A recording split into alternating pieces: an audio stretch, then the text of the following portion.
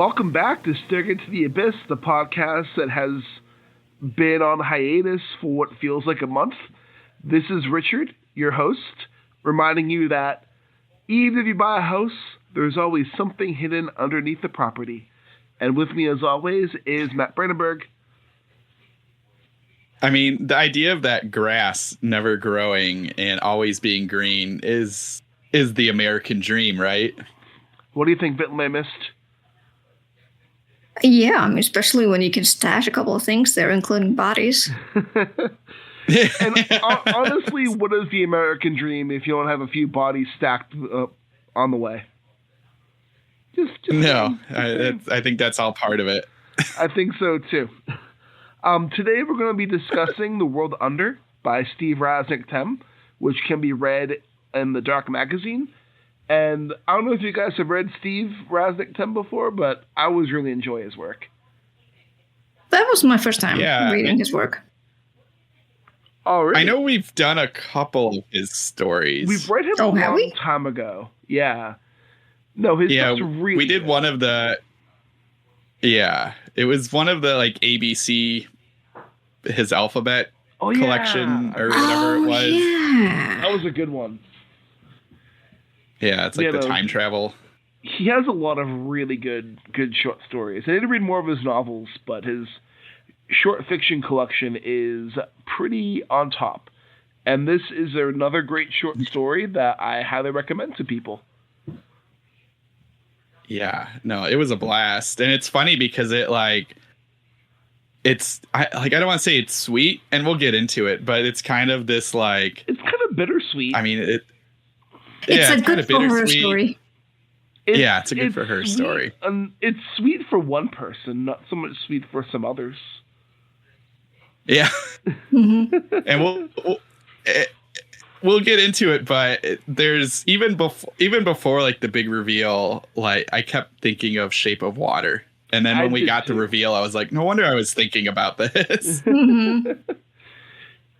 I like we'll get more into it when we get there, but there's a lot of things about the story I think are pretty great. So I'm excited to dive in with you guys. But it has been a while, and this might surprise both of you, but guess who finished 2 books between last podcast and this podcast? Oh, wow. Oh, my goodness. I feel like that's a first. Yeah, it's been a while. I mean, to be fair, I have finished books, but I haven't really talked about them on the podcast because they haven't really been relatable for Abyss. Like, I read a nonfiction book a few months ago called One Day Everybody Will Have Always Been Against This, which, again, it's not really something I'm going to talk about in Abyss, but it was a really good book. But I'm reading The Devils by Joe Abercrombie, and I do have to get back to The Devils. But while I was reading The Devils, I kept on opening my Kindle. And when there was a Kindle sale, I had bought the first 3 books in Christopher Ruocchio's Sun Eater series. And I just kept on eyeing them. And I'd read The Devils and enjoy The Devils, but every time I opened my Kindle, I would just see the Sun Eater books, and something about those books were calling to me. So I have read the first Sun Eater novel by Christopher Ruocchio, and I have read the first side short novel for Sun Eater, and I am all in the Sun Eater series right now. Have either of you heard about this series or no? Nope. Okay. It's one of those series that definitely wears its influences a little bit too close to its sleeve, but it's essentially Dune meets Star Wars, and the best way I can elevator pitch it is picture an epic series like Star Wars that the happy conclusion in the end is Anakin becoming Darth Vader, is the happy ending. And that's Sun Eater. Okay. Sun Eater, it takes place very far in the future. It's like part inspired by Warhammer 40k, part Dune, part Star Wars. The first book is very heavily Dune inspired. But it follows a man named Hadrian Marlowe, who is the son of a duke and the Emperor of Man, which has become a space-faring group of people who have a galaxy-wide empire. And it's gone to the point so far in the future where nobody remembers Earth, and they treat Earth as if it's like a holy entity. Like, instead of like saying God damn it or referring to Jesus or anything, they use Earth in place of God and stuff like that. And Hadrian Marlowe is the son of a duke, and he doesn't feel comfortable where he is, and there's not much in society for him with what his stature is. So we know from the start of the book that Hadrian escapes. He ends up becoming a reluctant hero, to becoming a military leader, to becoming a well-respected person within the Empire of Man, to from someone who wanted to create peace between mankind and this alien race called the Cielsen. The Cielsen are essentially, take the xenomorphs from Alien and the Predator from Predator, and if they have a baby, that's the Cielsen. He's someone who wanted to prosper peace between mankind and the Cielsen and ended up committing genocide. Yeah, and that happens. It happens. And the books, this is a spoiler, this is only the beginning of the first book, and the books kind of follow his journey from the son of a nobleman to a self-imposed exile, to his rise to become like this reluctant hero figure, to someone who ultimately commits an act of genocide as like the series progresses forward. And it is just a really fun, compelling sci-fi series. More like space fantasy, but it's kind of like space opera, sci-fi. Kind of leans heavily into the pulp side of things. Like, the first book has a gladiator arc where he becomes a gladiator, essentially. So it has this kind of fun, like, sci-fi aesthetic. And the first book is just about how he escapes from home, how he finds himself alone on a planet that he knows nobody, and nobody knows he is this duke's son, essentially, to rising up through fame by becoming a gladiator, to being forcefully recruited into the military. And then after each book, Christopher Ruocchio has self-published a side book that takes place between each book. So, like, there's the 7 main books, and then after each one, there's, like, a side book that works as a bridge between the two. Because in the nature of the Sun Eater, people have to go into stasis when they space travel. So, for instance, you can hop on a ship to travel to somewhere else, but that ship's travel will take you 50 years. But you'll just go into stasis for 50 years. So you wake up like you were just sleeping for a long time, but while you were traveling, 50 years have passed. Yeah. So, like, each book has these little side books after them to kind of fill in the blanks of what is happening while the space travel was occurring and stuff like that. Nice. That sounds like fun. It's a lot of fun. It gets heavy at points, but it's like just kind of fun and pulpy enough to keep it going, and I'm kind of hooked on them right now. Like, I finished Empire of Silence last week, and then I started The Lesser Devil, which was the first side book. I finished The Lesser Devil this morning, and then I started The Howling Dark this morning, which is the second main book. So I'm kind of like on a roll with the Sun Eater books right now.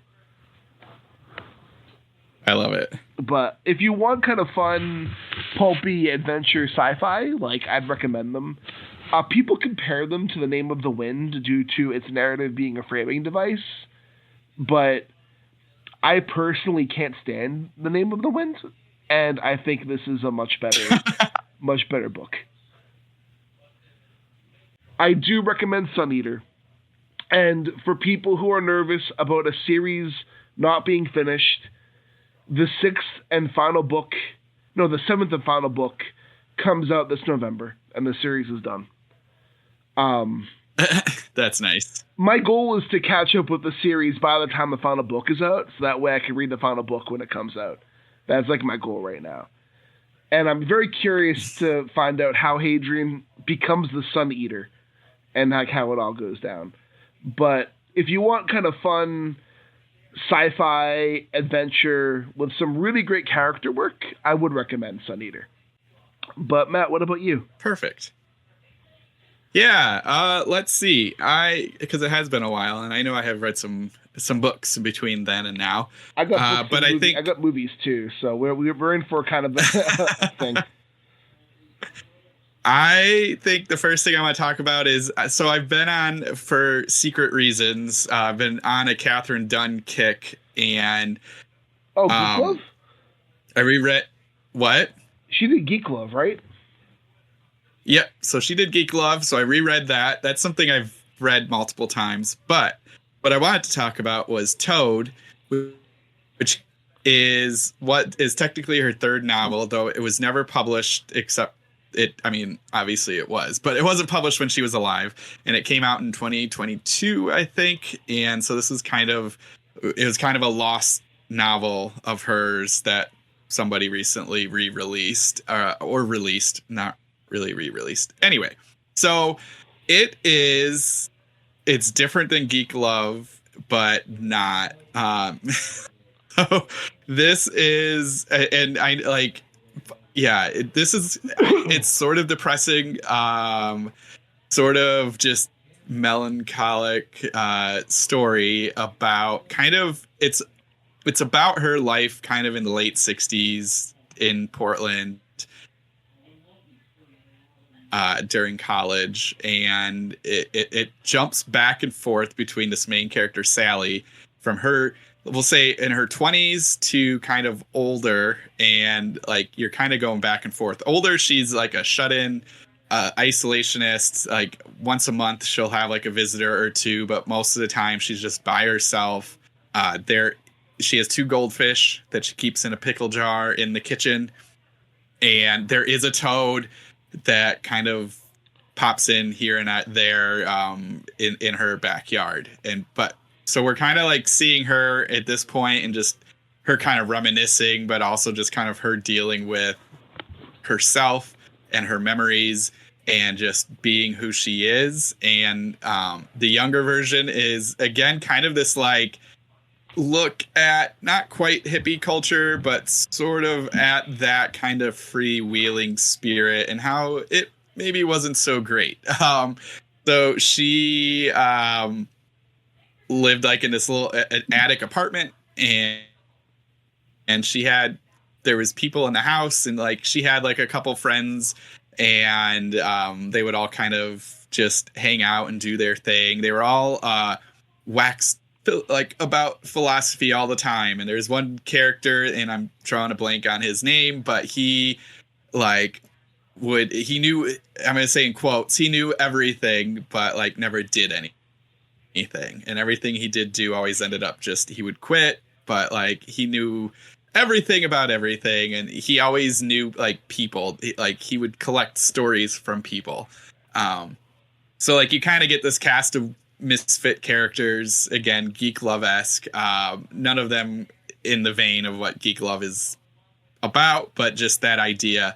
And slowly but surely, like this guy like meets a woman, and they start like dating, and so you're kind of like seeing this, and then they end up getting pregnant, and it's just this kind of like create like story just like goes, and it's very interesting in how Sally / Katherine Dunn just it's about like being a woman and just like making your choices and doing what you need to do, and deciding to be like isolate yourselves from everybody. and you find out as you progress through the story that she has done some insane things, and has gone kind of crazy. And so you kind of are seeing bits and pieces of that, and just what that does to somebody, and what that kind of ties into the past and the present. And it's great. She is a fantastic writer. If you haven't read Geek Love, I highly recommend it. It's like just an amazing book. I mean, I could talk about it forever, but we'll just say like a couple things quick about that. It's about a freak show, also about a present day kind of thing happening, but it's also just about like body modification. So proving that like if you're kind of make yourself a freak, then you kind of have a one up on all the normies, and like that's holding you back to be normal. And so doing certain things, and there's a lot of surgery in Geek Love. It's just about making yourself more like a freak. And the present day is sort of like the opposite of that. Like your freakness is making you, holding you back, and you need to do something to not hold you back. So, but it's great. It's an amazing book. Chuck Palahniuk swears by Geek Love, and if you read Geek Love, you'll see that like every Chuck Palahniuk story is basically just him riffing off of Geek Love. Not in a bad way. I don't want to make it sound like a terrible thing, but like you can see the like that book is like his like what made Chuck Palahniuk. So like especially so it's kind of cool. Shit, what was that one? Not Fight Club. Wow, Blake. Choke was very Geek Love inspired. Yeah, but like, yeah. So like he said it. There is a book out there, it's a nonfiction book of his like essays and stuff that he wrote before he kind of became popular. So there's a lot of news articles and stuff that he did. And like in the intro, he's like, he talks about Katherine Dunn and Geek Love being his like favorite book of all time. So like, this isn't like it's not a secret. He's very open with that. So, but anyway, Katherine Dunn is amazing. Toad was really good. It doesn't follow the same kind of horror-esque vein that Geek Love does, but it's still its own. And it does like it's really good. I enjoyed it a lot. It is depressing a bit, so like be ready for that. But it's also uplifting too. There's some good things in there. So anyway, Katherine Dunn, Toad. That's one of mine. Sounds good.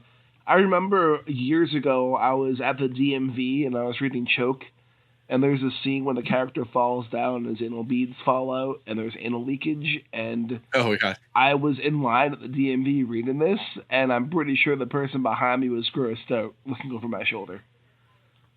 But Vitlamay, what about you? Well, I have tons of movies that I watched. Yeah, I'm going to get the movies soon myself, but... Yeah, but I also did finish one book during my vacation. Ooh, I did finish Camp Damascus. Oh, Camp Damascus was so good. By Chuck Tingle. And I was reading the audiobook, and the one who was narrating it is Mara Wilson. Oh, she's really good. Yeah, she really is. I really wanted to read more audiobooks. She's really good at it. I like... I'm not trying to take your spot. I think Camp Damascus was such a great take on conversion therapy. It was. And it was really interesting, because I am kind of like describe myself as agnostic, bordering on atheist, or like kind of like I like the like some of the stuff from other religions, but I don't follow any of them. You know what I mean? Yeah. Yeah. And so just listening to this story about how this was deeply ingrained, like these kind of weird Christian values. I had to pause many times to be like, are you fucking kidding me? It's like, where's the free will? Where's the critical thinking? What's happening, people? So many people are born into that like it's hard to break out of. Yeah, that's what fascinates me about it. Like, this is why, for example, I'm so super fascinated by cults. Because it, and I think one of the reasons is cults haven't gotten that much of a stronghold here in Iceland, because we value critical thinking, and we put them deeply, like right in first grade, I think, when we're kids. Cults that you know of. I'm sure there's some cults in Iceland. Yeah, probably. but the ones that we are aware of are like, nah, they wouldn't probably pass here.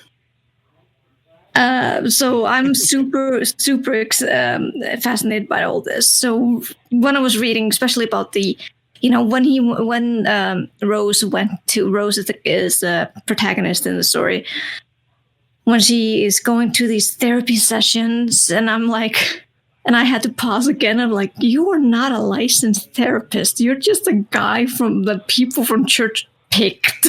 You don't even have any credentials, my man. It's like, what gives you the fucking right to talk to these people about their issues? Because you don't understand shit. Honestly, and he didn't even like know that she was autistic, and I got that on the first fucking page. I was like, oh, you are autistic, girl. You're so autistic. I'm surprised that was one of the more realistic parts of that book. The what? The unlicensed therapist was really just being a pastor working with the church and parading himself as a therapist. That was one of the more realistic parts of that book. I'm afraid. That's horrible. Yeah, no, they're like conversion therapy camps like that will often parade saying they have therapists and mental health experts, but it's really just pastors. And they're using... Like, this is a different topic, but it still relates to Camp Damascus. In a lot of southern states, like in the Bible Belt in America, instead of Planned Parenthoods or like abortion clinics, they have pregnancy crisis centers, which are designed to look like they're a woman's clinic, and you go in, and the whole purpose of that is for a person who works with the church but has disguised themselves to look like a doctor or a medical professional to talk the woman out of getting an abortion. Yeah, I heard about that. So, like, these things happen more often than you would like to think, sadly. Yeah, it was, just like going through all this, it was like kind of like an eye-opener to me, but because, I haven't been introduced to this at all since I was a kid. Yeah. I remember like right before I was getting confirmation, I read the book The Subtle Knife and the Golden Compass by Philip Pullman. Yeah. Yo, those are great books. Yeah. They are awesome books, but again, Philip Pullman is a known atheist, and he said that he wrote the bad guy in those books. Yeah, and he wrote those books because he wanted to show like Lucy Clark, I think. Yeah. The one who wrote Narnia books, because he was a huge Christian, so he was like, nope, this is my answer to your books. Yeah. Actually, a little. And I remember like, yeah, you go. So a little fun fact about that author is him and Tolkien were friends, and Tolkien hated Narnia. Yep. Tolkien thought Narnia was too on the nose, and Tolkien himself was a Catholic, but he's like, listen, if you're going to preach to people, at least try to be clever about it. Yeah, he disguised it pretty well in the books. But in Narnia, it was really, really just smacking you in the face with it. The lion is Jesus. Smack. The lion is Jesus. Yep. So yeah, like when I read those when like just before I got confirmed, and then I had to like be in church, and I'm like, I don't believe in this shit. So what am I doing here? and then I just like realized, oh yeah, because of the presents, I'm getting presents after I get confirmed. Yeah, that's why. That was basically the reason. Like my dad, he gave me the option because he is not as religious as the rest of my, like on the other side of my family. And I remember when just before I was getting confirmed, he just kind of sat me down and was like, hey, so we're going to give you two options. You can go have a vacation with us, during the confirmation. We can go to Portugal or Spain or something and just have a good time. Or you can get confirmed. What do you think? And I'm like, dude, I'm getting presents when I get confirmed.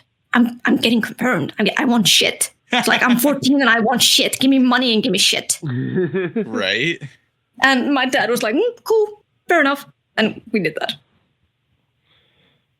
So yeah, reading this book was kind of like, it was really interesting. It's like, if you're not aware of how like conversion therapies are, this is really good introduction to it. And I really like the way Chuck Tingle also put this kind of like demon possession into it as well. Yeah. And it was just like, and the end was also really kind of cool. I really enjoyed that. So I'm definitely going to read more from Chuck Tingle. I can't wait to read actually Bury Your Gaze. Yeah, I need to read Bury Your Gaze. Yeah, I love Camp Damascus. Also, he has a self-published novella called Straight. That's really good. Oh, okay. And you also need to remember that love is real. Yes. Because it's Chuck Tingle and love is real. Yes. Definitely love it. I'm going to check out more of his books. Perfect. Might check out his erotica if I'm in the mood. His erotica is really funny. I'll like, you'll burst out laughing. Nice. I will say movies, I'll be quick because I do want us to get to the thing. And we have a lot to cover. Shout out to that documentary on Netflix about the submersible that imploded and killed all those rich people, because watching that documentary, I saw the most terrifying thing I've ever seen in my life. Which is just, it sounded good. I haven't watched it yet. It is good. It's worth watching. I forget the name of it right now. But there's a scene where like they had to replace the hull of the submersible because Boeing pulled their support. So Stockton Rush is doing a test drive in the new submersible hull, which is carbon fiber, and carbon fiber should not be put underwater in that pressure. So he's in this carbon fiber sub underwater, and they've attached a sound reader, and there's a camera. So you can see him inside, and you can hear the sounds, and you're hearing constant popping sounds as he's going deeper. And as the viewer, you know each of those popping sounds is one carbon fiber snapping. So it's just the idea of being in that sub with hearing the hull break. Not only that, I also watched the documentary. Not only that, but Stockton just wanted one of those sensors, but the guy, he went behind his back and put 5. Yeah. So that's why we managed to hear so many. To cut every corner that he could. Yeah. And like, it's amazing. Which is insane. It's amazing that sub did 88 dives before it imploded? Yeah. Like, it should have imploded long before dive 88, but it's amazing it lasted that long. Like, it was hearing those popping sounds was a nightmare. It was so horrifying. Yeah, it was horrifying. And like, we watched lots of horror, like that got under my fucking skin more than anything else. But speaking of horror, I got to see 28 Years Later. The controversial Me too. 28 Years Later. Oh, yeah. Me too. I went to see it on Friday. What did you think? It was okay. I thought it was pretty good. I definitely think a lot of people, at least a lot of Americans, didn't get it. I think people were expecting a movie similar to the first one, which were in a movie where these people have lived in this world for 28 years. It's not going to have the same vibe as the first movie. Yeah, exactly. I think it was a fine movie. I think could have done less with the super long dong. No. We needed more dong. Like, listen. No. 20 years later, the dawn of the dong is what it should have been called. Yeah. It was huge. It was so big. I was like, what the fuck happened here? I hope this is not his real dong, because that's terrifying. That It's like a fucking is piece of wood. hilarious. It's like a log. It was so huge, and people are just calling it Jason Momoa's dong, and I'm like, no, don't do that. It was distractingly big. Like, yeah, it was like, why? But yeah, I enjoyed it. Like I said, I think a lot of people are expecting for it to be in a similar vein as the first one or the second one. But yeah, like people haven't discovered, like, this has happened 28 years later. This is a world people of course, exactly. So of course people have adapted, and these things have adapted as well. Like, but I still feel like they didn't go really too much into that, because I wanted to see, for example, what happened with. I'm not going to spoil, but you know what I'm talking about one person they met in the train. Oh yeah, I'm curious about that. I mean, well, it's the first of a trilogy, so I'm sure we're going to be expanded on things as it goes. So I hope they will expand a little bit on that, because like I kept thinking, like, okay, so how is that possible? Yeah, the train thing was interesting to me, and then the movie ending, which, I mean, I'll spoil. Just, wait, spoil. The Jimmy cult at the end. Yeah. Where it's all those guys dressed as Jimmy Savile doing Power Ranger fight moves. Yep. Which, like, and doing parkour. Yeah. Which, parkour. Like, when I saw that in the cinema and I saw the hair, I'm like, oh, it's a cult of people who idolize Jimmy Savile. That's a fucking choice. Mm-hmm. And then I'm like, wait, though, this world ended in 2002. So they don't know, or maybe they do know about the crimes Jimmy Savile did. Yeah. But it creates this weird tainted innocence thing that makes the cult interesting to me to see where they're going to go with it. But a bunch of people just saw the tracksuits and the weird hair, and they're like, the fuck is this? And as soon as I saw it, I was like, oh, it's Jimmy Savile. Like, that's why my title for the third movie is 28 years later, Jim will fix it. Yeah, we'll see. I think the sequel is going to come in January. Yeah, the sequel comes out in January. It's written by Alex Garland and directed by Nia DaCosta, who did the Candyman reboot thing. Okay. And then Alex Garland is writing the third movie that Danny Boyle is going to then direct. Okay. So, what did you think about the cinematography? The cinematography I thought was good. The editing I thought was not the best, especially in the first half. Yes. I found the editing to be too jarring.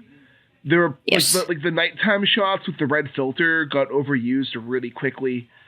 I hated the freeze. I thought the freeze frame shot was cool the first two times they did it. By time 10, I was fucking done. I was like, exactly, they overdid it. They overdid it, and they did a lot of freeze frames. So yeah, so with the movie, what they did is they filmed it on iPhone 15s, and which again, that's to recreate the gritty feel of the original movie, because the original movie was shot on digital camera, which gave it that gritty feel that you can still feel to this day. So them using iPhone 15s is them trying to recreate that feeling a little bit, which it works, I think, for the most part. But there's these wide camera shots they did where they had to make a rig that had 20 iPhone 15s set in a half circle for these wide camera shots. And in those shots, when a character is killed, and by character I mean infected, killed via like an arrow or something, the movie freezes and we see the cameras pan over in a circle, so you get that wide shot of the effect. And like, it's cool the first time it happens, but they do it so much that like it's really overdone quickly. And it's really jarring. It is really jarring, and thankfully they stopped. Jarring, and it kind of hurt the eyes a little bit, to be honest. It didn't hurt hurt my eyes, but I could see some people getting motion sickness from it.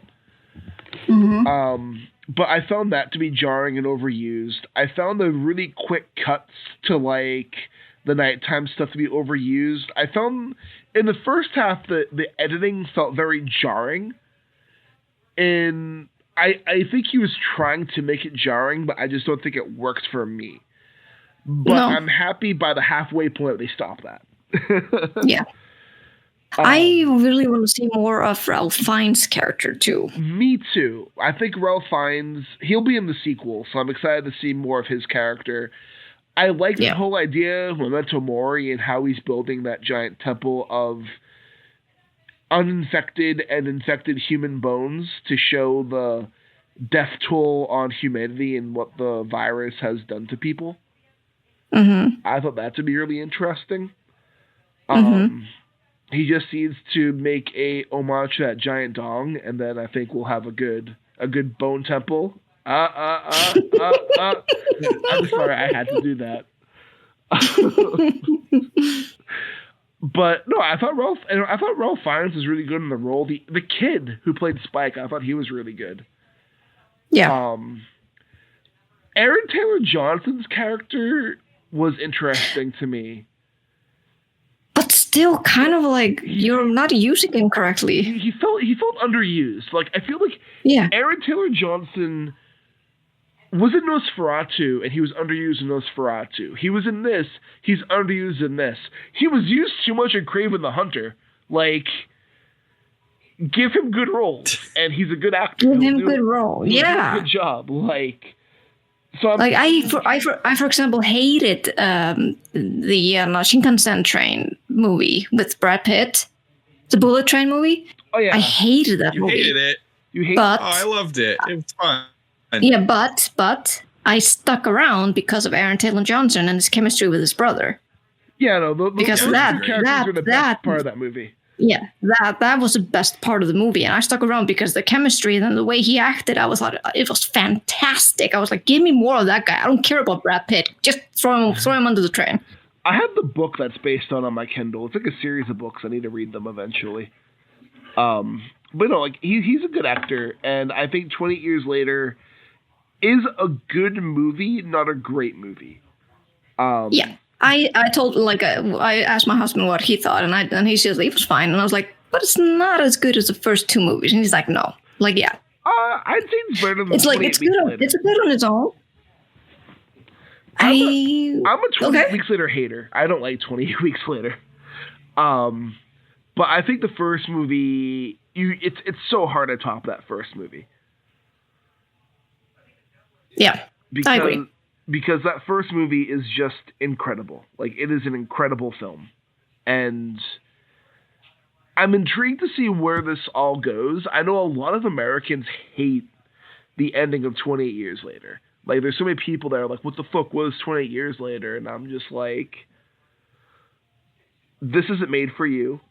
This is a very British movie. And you're missing a lot of cultural context going into it. But I do think it was, I'd say it's like a 3.5 out of 5 or like a 4 out of 5. It's not great. Yeah, I would say 3.5. Yeah, it's a really solid movie. I saw that. I also saw Life of Chuck, which I loved. What movie is that? Did you like it? I loved it. It's my favorite movie of the year so far. It is the new Mike Flanagan movie that is based on a Stephen King short story. That Mike Patrick Hicks famously trashed on the podcast years ago. I know you remember that, Matt. I kind of remember that. Mike and I got into a fight about that story because I love that story, and Mike was like, "The story's fucking stupid." Essentially, what it is both the short story and the movie, they're really close to each other, but it opens up, and all these people are living their lives as like the world is ending around them. Like, this big earthquake happens that California gets sent off to the ocean. There's all these disasters happening around the world, and people are trying to find connection as like this world is ending. And all of a sudden, as this world is ending, all these advertisements pop up with this man named Chuck who looks like an accountant, and he's smiling in his suit with his cup of tea or coffee, and it just says, "Congratulations, Chuck, 39 great years." And everyone's just like, what the fuck is this, you know? And then it reveals that Chuck has a brain tumor, and he's dying. And all these people who their world is ending, they're just people inside Chuck's head. And so it's kind of like the Truman Show. Kind of. And as Chuck is dying, the world inside him is dying.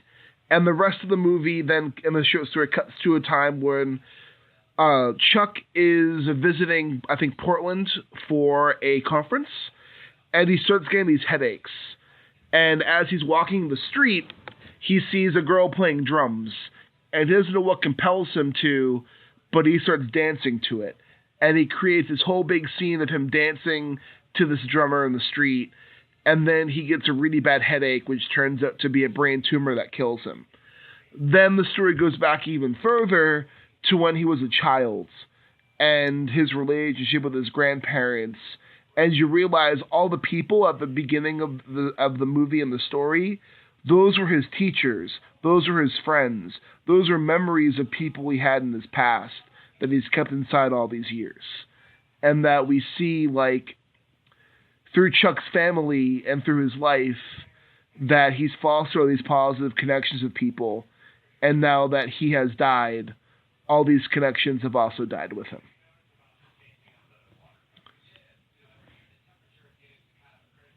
It is a very good movie. I cried for like 10 minutes when it ended. But, and none of this is a spoiler. Like, you know by the end of the first act, Chuck's dying. Like, none of it's really a spoiler. But it's just a really great movie. And Mark Hamill fucking steals the show. Mark Hamill plays. Of course, it's Mark Hamill. Mark Hamill plays his grandpa, and he steals the movie. It's one of the best performances in the movie. And yeah, I highly recommend it. The only other thing I'd say is I'm about halfway through the end of Squid Game season 3, and why do we have 3 seasons of Squid Game? We really only needed 1, but I'm still watching it. Squid Game does not need 3 seasons. I will say that.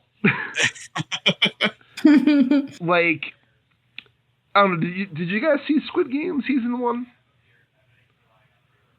Season 1, yeah. It was a good 1-season show that did not need to be 3 seasons. I will say this: the 3rd season is decent. They definitely are more nihilistic in the 3rd season than the 1st season was. Where the 1st season's kind of like, you know, he's trying to get everyone band together and trying to do the right thing. The 3rd season's just like, people are fucking greedy pieces of shit. And he's wrong. We've been trying to do the right thing. And then he's like, okay, just make me feel bad. I see how it is. But, I don't know. It's all right. But, Matt, anything else on your end? Yeah, I can real quick just talk about, I finished Patrick Barb's The Nut House. Oh, which that's recently the Cosmic came Horror out. Squirrel book, right? Yeah. So that recently came out from Undertaker Books. It was a couple years ago serialized through Cosmic Horror Monthly, and it is it's a heist. It's cosmic horror, and it's squirrels, and it's wild but so engaging. Our main character, Asher Black, is caught at the beginning stealing from basically like the mafia of gray squirrels, and he now has to help a small group of these squirrels break into this house that has a fabled nut cache. And there's a whole story about like way back, like a gray squirrel was running from fox squirrels and hid a huge cache of nuts in this house. as it was being built, and now that it is built, they need to go in and steal it because that's what they do.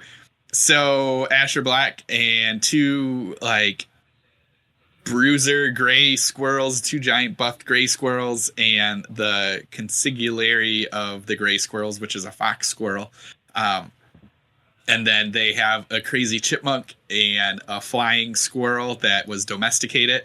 They all break into this house, and at first, and like through, so it's a novella. It's like 106 pages, and I'll say like through the first 50, it is straight just a heist story with tiny bits and hints that something strange is going on in this house, but like it's straight heist. Them breaking in, them finding this house was like a hoarder's house at one point. Just there's tons of stuff everywhere, but they slowly start noticing like you get very subtle hints. Patrick does a really good job of just like dropping in the tiniest little detail of like one of the squirrels hearing something, but we don't know what they heard, or somebody else noticing something just a little off. So it's enough to keep you into it. Like for the cosmic horror kind, and it's sort of cosmic horror. I would almost claim it more folk horror, but it is sort of cosmic-y on what's happening. And then as it progresses, you find out, and I don't know, you can, I'm not really spoiling it because I think it's on the back cover, but basically there are a lot of creatures living in this house, and they don't take too kindly to, people in like breaking into this house called the Nut House, and it slowly transforms into this like craziness thing that's happening. It's an absolute blast. I loved it when it was serialized. I was reading every issue of Cosmic Horror so I could read this, and they've just released it all, and absolutely adored it all the way through. There is like a novelette at the end of this that tells you the true story of how those nuts got into that house, and that one's really good, and it's fun because it gives you, and this is where more of the cosmic comes in, where it gives you an idea of something else had always been going on with this house, and so that helps a ton. And it's interesting, and I know like we've all probably read serialized stories that are published in one thing, and there's always like that extra story that kind of almost a prequel story. And I go back and forth on like if it should have been at the beginning of the book, at the end of the book. And this is the same one here. Like I understand why they put it at the end, but it would be interesting for somebody to read that first and then read the Nut House just to see what their thoughts are. But either way, it's an absolute blast. I highly recommend checking this out. Patrick is an amazing writer. And he's been doing like I think now, like he's almost now at like big time, but he's somebody that like I've been following for years. And he's a great friend, but just also he's an excellent writer, and he definitely deserves to get all of the attention. I think in the next couple of years, we're going to really see him blow up. So that's my prediction. Appearances. What? Our podcast is one of his first podcast appearances. Yeah, look at that. See, we knew what was up. See, with Eric LaRocca. Yeah, Eric LaRocca was on the Abyss way before Eric LaRocca was as huge as they are now. Oh yeah, I think about that too. We pull you. We help. We do what we can to bring it to talk to people. Yeah. But yeah, highly recommend it. The Nut House, Patrick Barb. And Vitlamay, do you have anything else? Yes. Okay, so I watched a total of 10 horror movies while I was in my vacation in Portugal. Oh, are we going to speedrun 10 horror movies? Oh, no. Okay. That would be too much. But I did but I'm going to rank the ones that that we felt was from best to worst. Okay, let's go. So the first one is Glorious. We really like this cosmic horror movie. Yeah. Oh, I love Glorious. Glorious was really good. The Rest Stop? Yeah, it's the one with J.K. Simmons. Okay. Yes, that was fun. It was a really good movie, and I thought like at the beginning, like at the like nearing the end, I was like, this is a really good allegory into pushing men to get mental health, therapy, because this is a really good interpretation of that. And then the movie just kind of like took my hand, slapped it, and like, no, this is what happened, and then I was completely blown away. And I was like, oh, never mind that. This guy deserved all the things. But it was really, really good. And I just loved how it was like low budget, but at the same time, it didn't feel low budget at the same time. Yeah, the effects are really good. You can tell most of the budget went to get J.K. Simmons to voice act the Coral entity. Yeah. Exactly. I was like, if you can get J.K. Simmons, then you're going to be fine. And then then ranked second is Companion. Yeah, Companion was pretty good. I enjoyed that one. I really enjoyed that one too, and it's a good way of just kind of glimpsing into the near future, I would think. We're kind of looking into that right now, and I'm afraid. I forget the actor's name, but he plays Guillermo in What We Do in the Shadows. Harvey. He was so funny in that movie. He really was. I liked him there. I was like, oh, you're so sweet and gay. I love you. Until you turn out he's just as bad as everybody else. Yep. And then in third we put. It was on Netflix. It was called 8 for Silver. And it's kind of like a werewolf horror, like historical werewolf horror story. A horror or like horror film. I heard of this and it looked good, but I haven't watched it yet. It's good. Just beware. It's a bit. It kind of drags at the end. Huh? Over here, it's called The Cursed. Oh, okay. 8 for Silver sounds way better. Yeah, 8 for Silver is title. European name / its festival name, but in America, it's under The Cursed. It's way better name. Anywho, it kind of drags on in the beginning, but the story is still intriguing enough to keep you interested. And there were no actors there that I knew of. There was one. I think there was one, but I was like, I don't think I've seen you enough to know your name, though. So it was nice to see also these kind of unknown actors in there. What else did we watch? Oh yeah, we also watched VHS Beyond, and we enjoyed. Yeah. Yeah. I'm not a fan of found footage horror, but I can tolerate the VHS ones because they're short. I think when they're good, they're really good too. Yeah, exactly. And there were some pretty good ones in this one. Yeah, I think Beyond is one of the better of the newer ones, especially. I'm going back into the segments real quick. Yeah. It has this one theme was around like UFOs and extraterrestrials. Yeah. So it was good. Like I enjoyed the one with the guys going on a parachute trip with his family and it just went to hell. It was so bullshit. It was like really like a kick to the balls, insane. Oh, the parachute one was that must have been wild to film. That was I want to know how they did that. Yeah. Also, it's like with a GoPro. It was like with a GoPro camera or something. The taxidermy one. Oh yeah. That was also kind of gnarly. So what else did I also? We also watched The Monkey. Oh, I like The Monkey. That was a fun one. Yeah, it was fun. We also watched. There were just 3 other movies that we watched that we kind of ranked last, and I don't think they are. Maybe they're not maybe showing on film. One of them is called It Feeds, and it's about this woman, psychologist, therapist who has who can enter people's not dreams, but minds to like kind of like root through the trauma.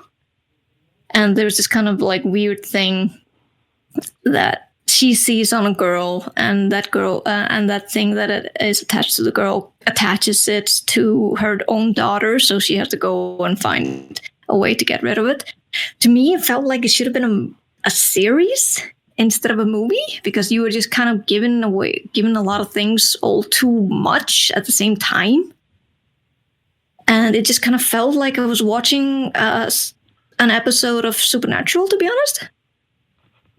Which can be good in its own thing, but at the same time, like it needs to be like a limited series, like with 3 more episodes. And I can't remember the 2 other things, but yeah, my favorite one was Glorious, and I really enjoy. I recommend people to check it out because the twist will surprise you.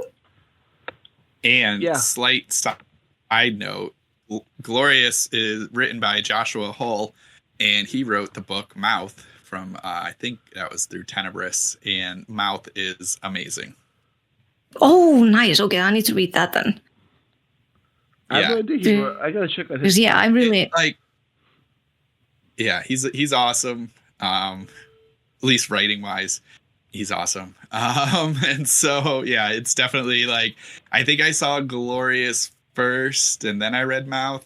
It might have been vice versa, but like it's not the same. But they both deal with holes, so there is that too.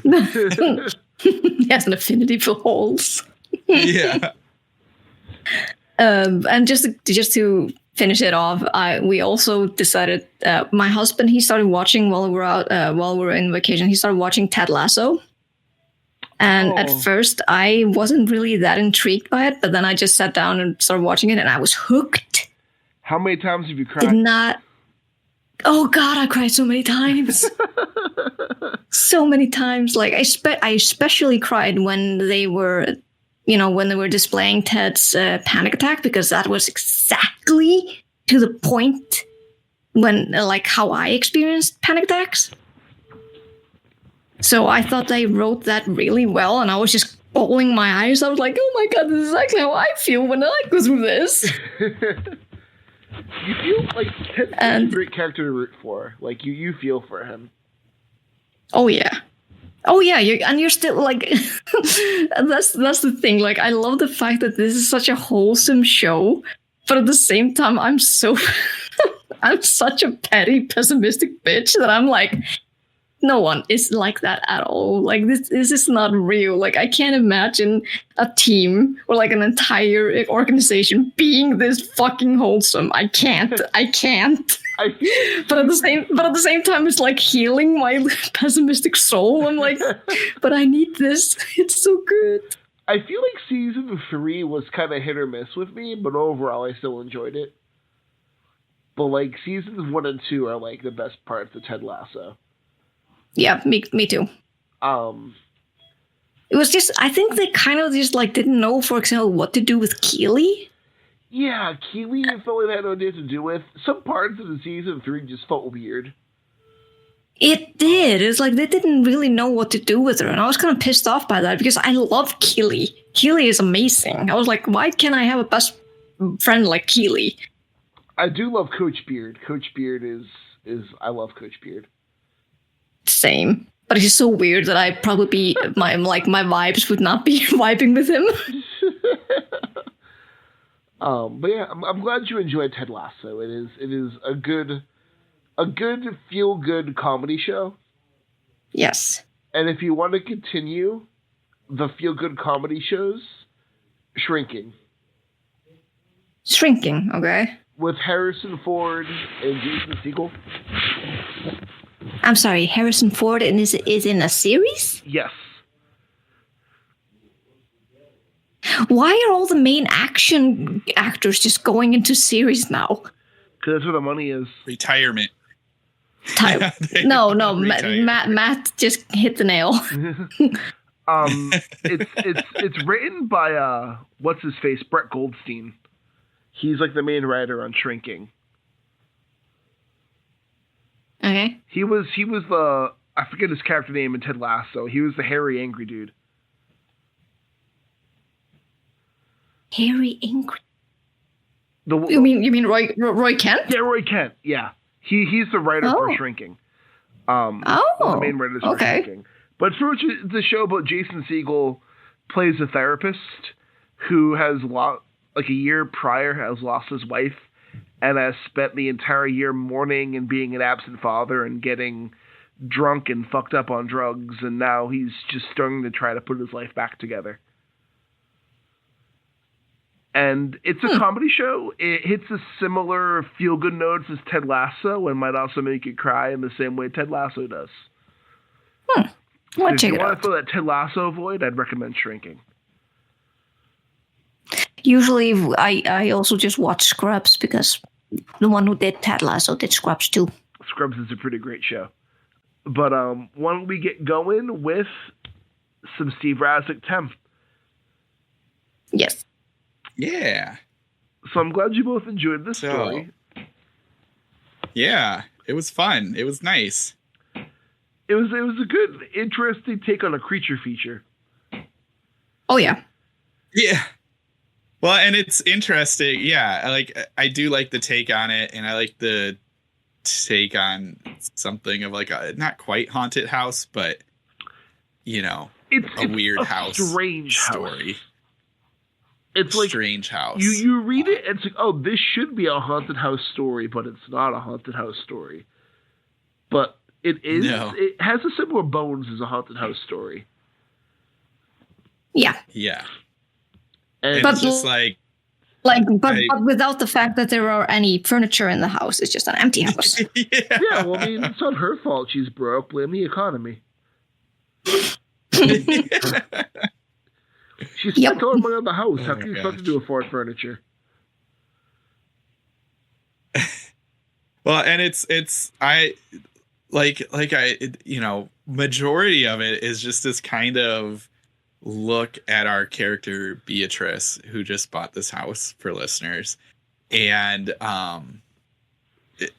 you can kind of feel a sense of something strange, but there's a lot of space to really get you into who Beatrice is and who she works with, and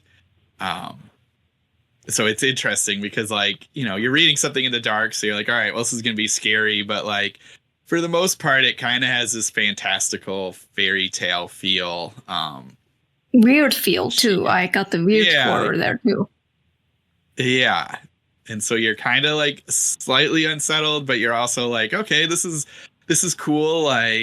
Seeing this thing and reading about this and I guess just to tell listeners, because so Beatrice goes to buy this house. A realtor is showing her this house, and she's in a busy city, but there's still this little area that's all fenced off, and it's got perfect grass, and it's this perfect little house, and the realtor's kind of weird about it, and at first you don't really get it. It's just that oh, okay, they're looking at this house, but the weird part comes in when the realtor's like, well, you never have to mow the grass. It stays that green perfectly all the time. It's just like that. You don't have to worry about the grass or anything like that. And he steps on it, and water kind of it's kind of raining backwards. And there's little bug things that come up above up from the grass, but that's it. That's all you get. And then you move on to Beatrice at her job, full of bullies.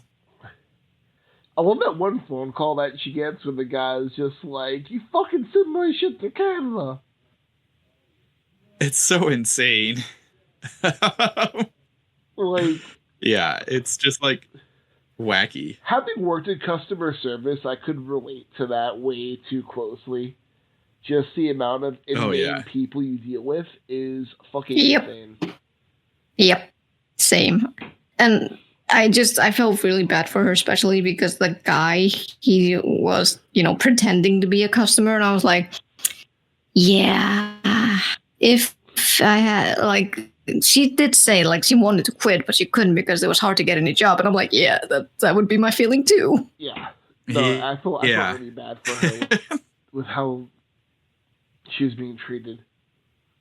Same also Yeah. with her pining over the other woman. Yep. Yeah. And not really because she doesn't have any she's not really social and she doesn't know how to talk to people, so she, like, you kind of get the feeling like we as the reader, we know that the one she's pining for, she's not gay like she is. Yeah. Yeah. And it's like you kind of want to scream at her like, girl. I remember when Yeah. Move on, please. She's not like especially when she's not, coming for you or defending you when the others are bullying you, then you should not be pining for her. Yeah, seriously.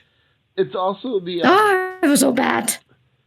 I like that one part where was that she was in the underwater, under the grass part, and she had come to work and her hair was like still kind of all wet and messy.